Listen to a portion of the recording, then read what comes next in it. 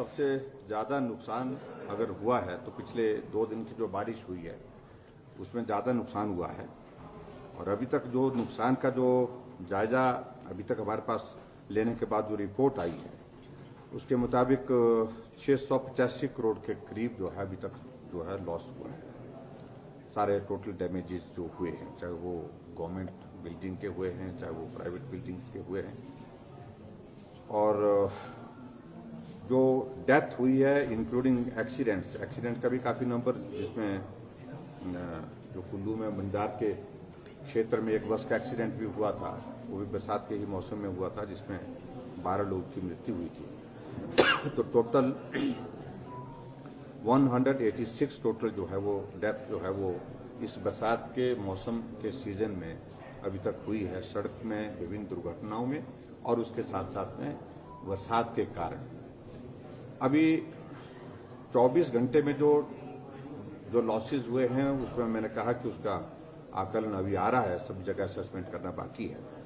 Life loss in 24 घंटे में 3 लोगों का है और जो घायल हैं वो 4 हैं और 11 जो है व्हीकल जो है वो डैमेज हुई है, काफी हद तक ज्यादा डैमेज हुई है। तो कुल मिलाकर के अगर आप जानकारी चाह रहे हैं तो इतना कर अभी तक नुकसान हुआ है बरसात के कारण। सोलन में जो नेशनल हाईवे जो 4 लेन का काम चल रहा था सब वो पूरी तरह से धंस गया है। क्या डायरेक्शंस दी गई हैं ऑल्टरनेट रूट के लिए और क्या इसकी जांच भी करवाई जाएगी? अभी 1 महीना भी नहीं हुआ है। इसमें मैंने आज जो आरओ है NHI उनसे बातचीत की है और उनको कहा मैं जांच करिए इसकी और रिपोर्ट दीजिए। और जिस एजेंसी के माध्यम से उस पोर्शन की कंस्ट्रक्शन हुई है, उस रोड का निर्माण हुआ है, उसको भी उनने रिपोर्ट कर दिया है। उनको बोल दिया है कि ये मौके पर जाएं, तो उनकी इंजीनियर्स की टीम जो है मौके के लिए रवाना हो चुकी है दिल्ली से। इसके अलावा जो आने जाने का रास्ता जल्दी कैसे रिस्टोर हो सके उसको हमने कहा कि वर्कआउट करिए। फिलहाल जो है 2 लेन उसकी डैमेज हुई है, लेकिन 2 लेन जो है वो उसको डाइवर्ट करके जो है वहां से ट्रैफिक को चलाया जा रहा है। हालांकि थोड़ी कठिनाई उसमें आ रही है, लेकिन उसके बावजूद भी ट्रैफिक अभी तक रुकी नहीं, बिल्कुल अवरुद्ध नहीं है। कठिनाई भी है, लेकिन फिर भी उसके बावजूद चल रहा है। और सर FRBM ने एक बार फिर से संशोधन करने का फैसला सरकार ने लिया है, कल उस पर चर्चा भी होने वाली है, तो क्या ये माना जाए कि सरकार की वित्तीय स्थिति अभी भी खराब है? अभी इसने बहुत पहले से खराब है और जो पहले से खराब किए हैं लोग हैं वो विपक्ष में हैं। वो सारी चीजों का प्रश्न पूछ रहे हैं जिन्होंने इस प्रदेश की आर्थिकी को तबाह किया है, बर्बाद किया है। हमने कहा कि हम कोविड के संकट के बावजूद भी जो हमारी लोन लेने की जो लिमिट, उस लिमिट से कम लोन लिया। पिछली बार जो हमने लोन लिया है मोर देन 5,000 करोड़ कम लिया है। हम ले सकते थे ज्यादा। हमने कहा कि किसी भी सूरत में प्रदेश पे लोन का बोझ जो है, ऋण का बोझ नहीं बढ़ाना चाहिए, इसलिए हमने कम लिया। जितनी जरूरत थी अपनी जरूरतों को कम किया।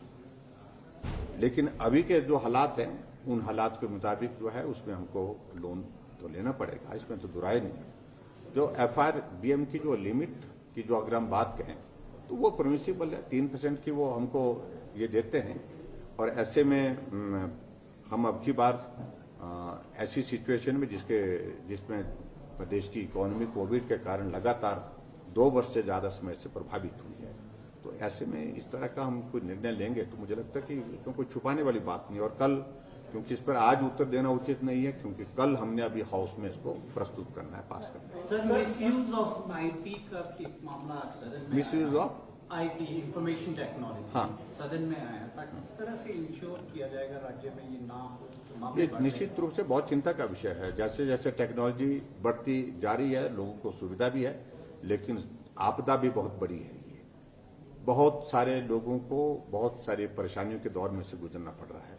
और विशेष तौर से हम देख रहे हैं कि कुछ लोग इस प्रकार से टेक्नोलॉजी का दुरुपयोग करके अपने लिए गलत तरीके से पैसा इकट्ठा करना, किसी को ब्लैकमेल करना, इस तरह की घटनाएं जो है लगातार बढ़ती जा रही है। हम अब खुद ही देख रहे हैं कि व्हाट्सएप ग्रुप में मेरे नाम से कई बार आईडी मेरे को व्हाट्सएप ग्रुप को लिख करके देना पड़ा कि अल्टीमेटली कि मेरी जो फोटो है वो कोई दूसरा इस्तेमाल नहीं करेगा।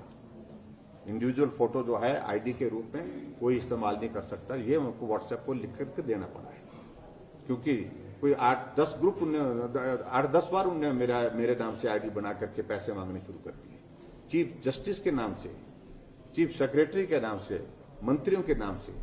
और उसके बाद दूसरे जो टेक्नोलॉजी में किसी को जोड़ करके उनका फोटो लगा लेना और उनका चेहरा लगा लेना और उसके बाद उससे ब्लैकमेल करना, तो ये बहुत दुर्भाग्यपूर्ण है। और इस तरह से हमने हिमाचल प्रदेश में साइबर क्राइम को और ज्यादा बेहतर ढंग से सुविधा देने की दृष्टि से जो पुलिस की फोर्स को मदद करने की हमने कोशिश की है, उसमें हमने 2 पुलिस स्टेशन धर्मशाला और मंडी और एडिशन किया। अभी तक साइबर क्राइम का हमारे पास शिमला ही था, तो 2 एडिशन उसमें और की है। और मैं उम्मीद करता हूं कि इस प्रकार की घटनाओं को अंजाम देने वाले लोग जो है वो बख्शे नहीं जाएंगे। सर, विपक्ष फिजूल खर्ची और गाड़ियों की खरीद फरोख्त पर कह रहा है सरकार इतने वर्षों में भी आंकड़ा इकट्ठा नहीं कर पाई। हम इस बार जो है हर कैबिनेट में गाड़ियां पुरानी हो गई, डिपार्टमेंट की ओर से आती रहती है, मांग आती रहती है, किसी न किसी विभाग से गाड़ी का एक्सीडेंट हो गया, गाड़ी खराब हो गई, और उसके बाद हमने फायर के लिए, पुलिस के लिए जितनी गाड़ियां खरीदनी थी वो खरीदी। इसके अलावा दूसरी डिपार्टमेंट के लिए भी जो जरूरी है, जो एम्बुलेंसेज हैं, चाहे वो दूसरी है गाड़ियां हैं, तो गाड़ियां जो खरीदने का क्रम लगातार चला रहता है। तो हमने कहा कि सूचना एकत्रित, अब उसमें जो उन्होंने डिटेल मांगी है किस किस्म की गाड़ी खरीदी गई है, फिर बाद में वो सप्लीमेंट्री पे पूछेंगे उसमें एसी था कि नहीं था, फिर उसके बाद सप्लीमेंट्री में और ज्यादा आगे पूछ करके वो जानकारी हासिल करने, वो तो उसकी लिमिट नहीं होती है। लेकिन क्वेश्चन पूछने की एक लिमिट होती है, उस लिमिट में प्रश्न का उत्तर दिया जाता है और उसकी सूचना एकत्रित होगी तो हम दे देंगे। अगर अभी हो जाएगी तो हम देने में कोई आपत्ति नहीं है, उसमें कतई भी आपत्ति नहीं है, क्योंकि उसमें छुपाने का क्या है। गाड़ी कोई हम अपने घर के लिए नहीं है, गाड़ी अगर लिए है तो इसके लिए डिपार्टमेंट्स के लिए लिए। सर, बड़ोग के पास कालका शिमला हाईवे टूटा है, ये हो गई बात, आप देर से आए। हिमाचल पुलिस ने जो सर डीएसपी का चयन किया सर गृह मंत्रालय से इंटरनेशनल मेडल फॉर इन्वेस्टिगेशन में, सर क्या कहना चाहेंगे? तो अच्छी बात है, हमारा ऑफिसर कोई अच्छी एक इनाम के लिए कहीं उसकी सर नालागढ़ नॉमिनेशन होती है, बहुत अच्छी बात। ज्ञापन लेके आए सर 4 लेन के सिलसिले, सर उनके लिए क्या? तो 4 लेन के सिलसिले में वो लोग मांग करने आए थे कि हमारे वहां पर इशू ये हो गया कि जो सर्कल रेट जो है वो बिल्कुल डिफरेंट हो गया। 7 वाली जमीन का कुछ है, दूसरे वाली जमीन का कुछ और है, लेकिन जमीन एक जैसी है। तो मैंने उसके बारे में रिपोर्ट के लिए बोला है। सर, विपक्ष का एक आरोप ये भी है कि एनएचएम कर्मचारियों के साथ मुख्यमंत्री का व्यवहार निराशाजनक है। ऐसा है कि वो पहले भी मिले हैं, एक बार नहीं कई बार मिले, और उस दिन भी मिलने के बाद गेट के बाद बिना सूचना के आप मुख्यमंत्री को रास्ते में कहीं भी रोक लें, मुझे कोई आपत्ति, मैं तो उन आदमियों में से जहां 2 आदमी मिलते हैं, 4 आदमी मिलते हैं, वहां पर भी मिल लेता हूं। मैं रुका, वहां पर रुका और वो बैनर हमारे सामने ऐसे लहराने लगे, तो मैंने कहा भाई अगर आपने यही दिखाना है तो ये हमने देख लिया, बस इससे ज्यादा हमने बोला ही कुछ नहीं। हमने कहा तो ऐसे देखिए, कर्मचारी के प्रति मेरा सम्मान है, लेकिन उनको अपनी मांगों को करने का अधिकार किसी ने नहीं रोका, लेकिन इतना उनको महसूस होना चाहिए, इतना उनको जानकारी कि जिस सरकार के कर्मचारी हैं उस सरकार के प्रति उनका थोड़ा सद्भावनापूर्ण व्यवहार तो होना चाहिए। वो कुछ भी बोलते हैं, कुछ भी लिख दें, कुछ भी ये करें, तो ऐसा नहीं है कि ये संभव नहीं है, उनको इस बात को समझना चाहिए। ठीक।